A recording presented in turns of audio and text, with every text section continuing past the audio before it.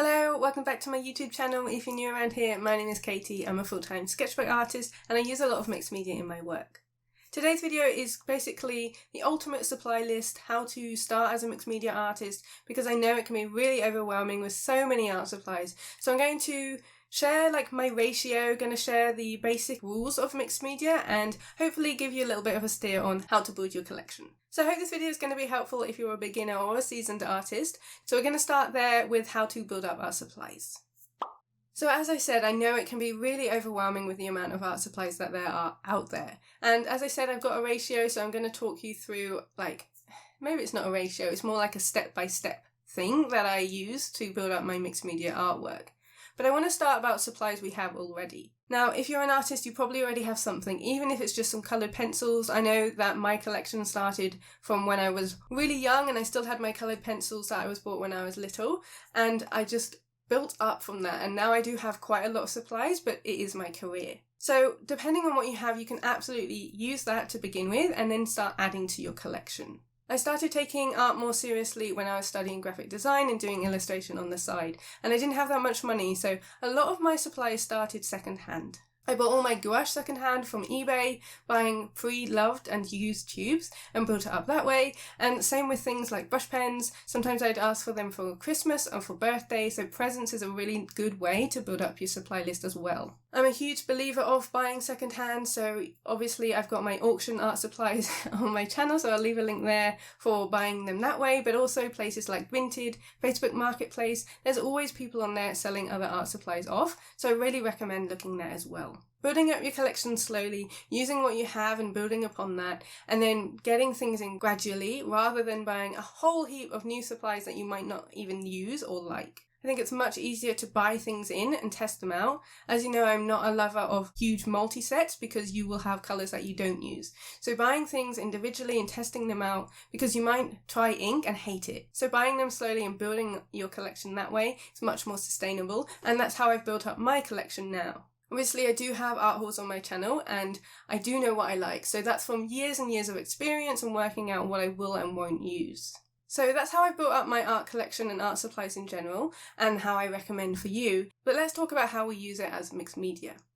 So when it comes down to it, mixed media is just more than one supply. If I was just using watercolour, then that's not mixed, that's just using that one paint, whereas if I then add pencil on top, technically that is mixed media. For me, I use a lot of different things in one piece, so paints, pencils, wax pastels, brush pens, everything on one thing, but at its very crux, mixed media is just more than one. Now, I'm not going to cover sketchbooks or anything like that. I do have a video about sketchbooks and how I rank them on my channel already, and there's loads of other knowledge here on YouTube about mixed media sketchbooks. But really, I want to share my ratio or my guide for how I use mixed media in my work. And for me, for mixed media, I have this set order. So it's base layer, refined shapes, and then details. Now obviously there are lots of different layers that can come in between, but that's how I work and that's how I find it easier to build my collection and work out what I'm going to use. So with my base layer, I generally always start with wet media.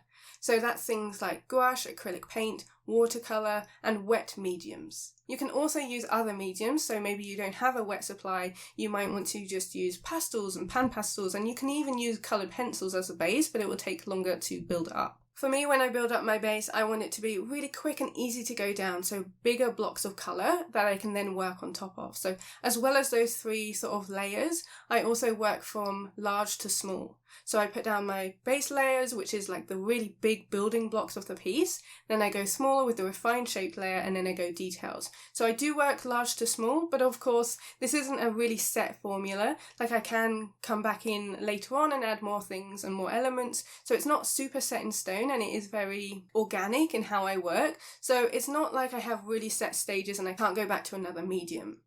So when I do my details layer, I might feel like there's something that's missing, in which case I'll grab my paints and add it in.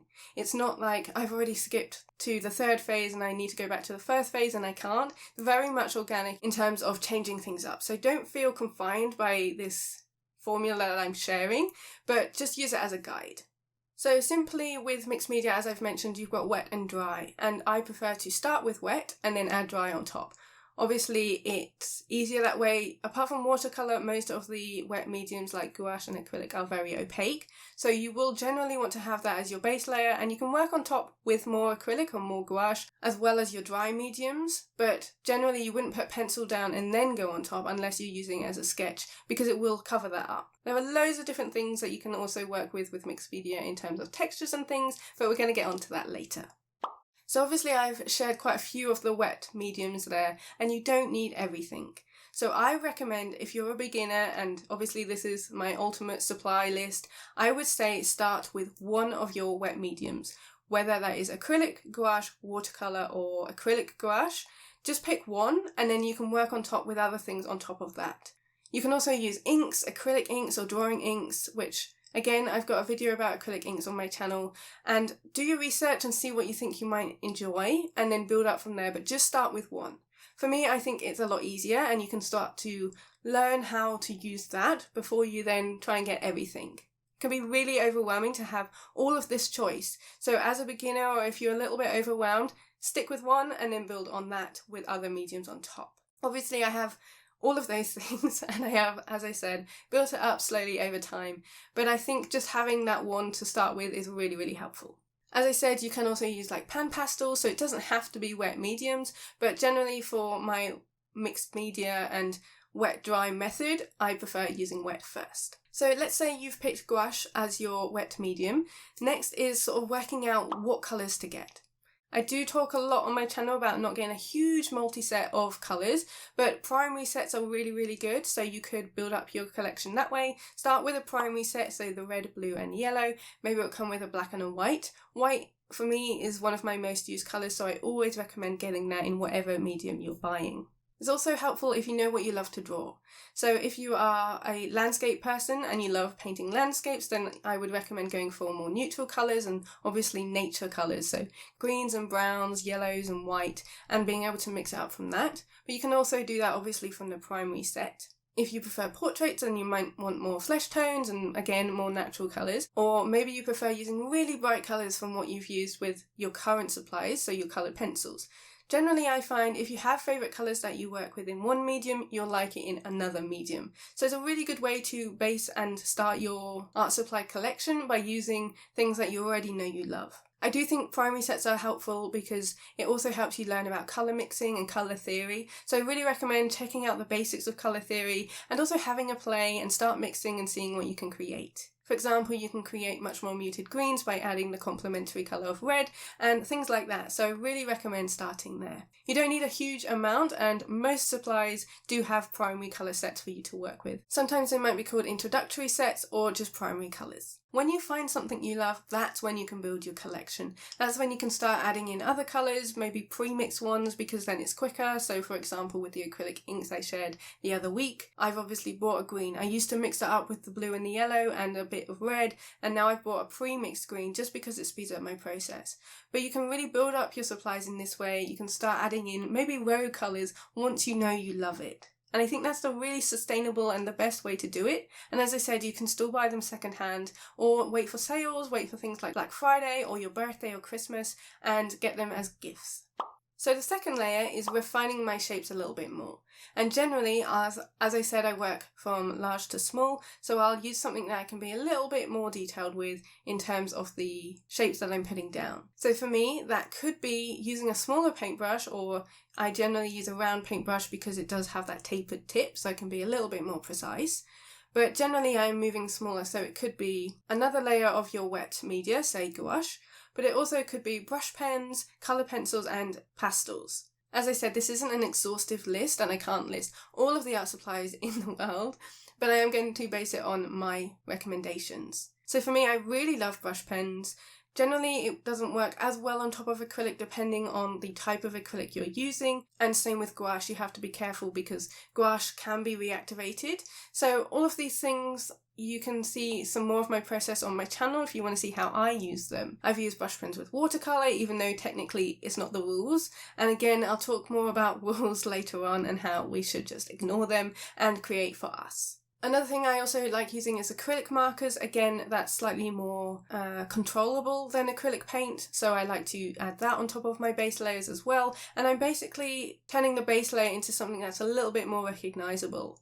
If you've seen my work before, you'll know that sometimes it can really change and transform, which is why I'm always talking about trusting the process. But it helps me to see the building blocks by going from large to small and building up the shapes that way. So you can use pencils and start blocking in some of those shapes. Of course, you can also use your line work, so you can add on your lines here to work out your shapes and basically put down more elements on your spread.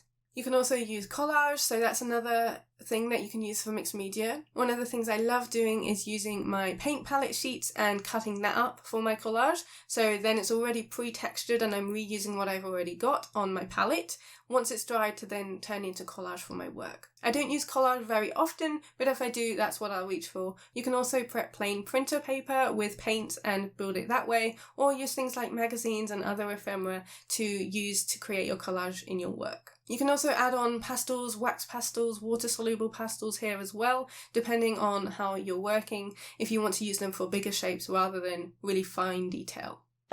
But talking about that, that is the third step in my little formula, which is the details layer.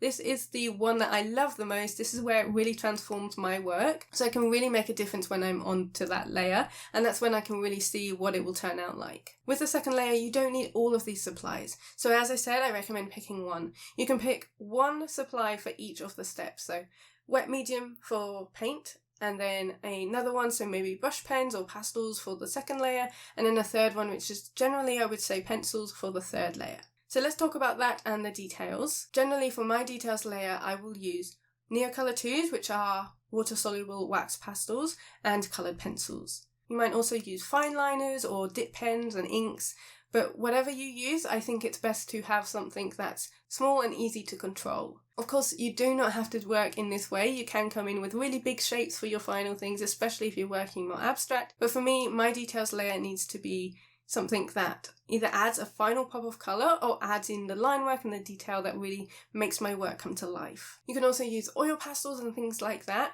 Generally, it will depend on what you can work on top of. So a big rule of mixed media is being able to work out the layers, which again I will come on to. You'll find that coloured pencils won't go over Neocolors, so that's why that's always the last step I add on, unless I'm like carving into it. And you can do the same with oil pastels and carve into it with a graphite pencil, but it's really about testing things out and seeing the order that works for your work. Just saying pencils, obviously there's so many different brands, so again I recommend doing your research, and there's loads of stuff here on YouTube where other artists compare brands, including my own video where I've compared brands before, but I really recommend having a look and seeing what might work for you, but also maybe buying one of each. So generally it ranges from soft to hard, so you can get really hard coloured pencils and really soft ones. Personally, I prefer the softer end, so that's how I base my preferences, but I really work that out by testing out a few different ones. For example, I love Luminance coloured pencils, but I didn't start by buying the whole entire set. I just built up my collection really slowly and then found out they were one of the most expensive coloured pencils and I absolutely loved them. But I did start with Prismacolors, so I started with a more affordable set, at least it was at the time, and then I worked my way around to build up my collection and work out my preferences. So if you want to work that way and buy a couple of each to see what you prefer, I really recommend getting at least 3. So a mid, a light and a dark tone. And generally this can work for other supplies as well, but especially coloured pencils and brush pens. If you pick the same colour, so say green, getting a light, mid and dark green is a really nice way to use them rather than just a random pink, a random blue and a random green. Whereas I recommended primary sets for paint because you can mix them into other colours, you can't do that with pencils. So that's why I recommend getting the same colour in different tones, because then you can use that all together. I wouldn't just use a random red pencil unless I'm drawing something really specific, whereas as an artist who draws a lot of nature, I know I will use quite a lot of greens, and so having the 3 different tones there helped me to use them all in one image. So I would really recommend that, and as I said, you don't have to buy all of them or one big set because it is expensive, so I would recommend doing it that way. Same with Neocolors and wax pastels or oil pastels, things like that. I would definitely recommend using what you know, so if you already use coloured pencils, then use that as your knowledge to buy other things. So with Neocolors, I prefer to use it as my pop because it is my final layer because things don't generally go on top of that. So with Neocolours, although I love the more natural tones like the greens and the ochres and things like that, I also love a really bright pop of colour, so really bright pinks and really bright lime greens. And generally I don't use that with other supplies, but for the Neocolours I love that as a little pop just to finish things off. That works really well with my art. So I've obviously shared quite a lot of different art supplies in terms of like paints and pencils and pastels and things, and in amongst all of those things you obviously have the different brands. It's difficult to share because we all have different preferences as artists, and what I love you might not like. That's why I recommend buying things individually or in small sets rather than buying huge multi-sets and working out actually you really dislike it. In art supply shops you can sometimes test things, so that's also a good thing if you do have art supply shops near you that you can do that with. Sadly, we don't have many here, especially not in the south of England, but that's also another option. Or if you have art friends, you can try out their supplies, and that's a really nice way to do it as well. There are so many different brands and so many different positives and negatives depending on the artist and what they like to use, so I think this is the most sustainable way. Okay, so lastly, I know this is getting quite a long video, but I really recommend experimenting and play.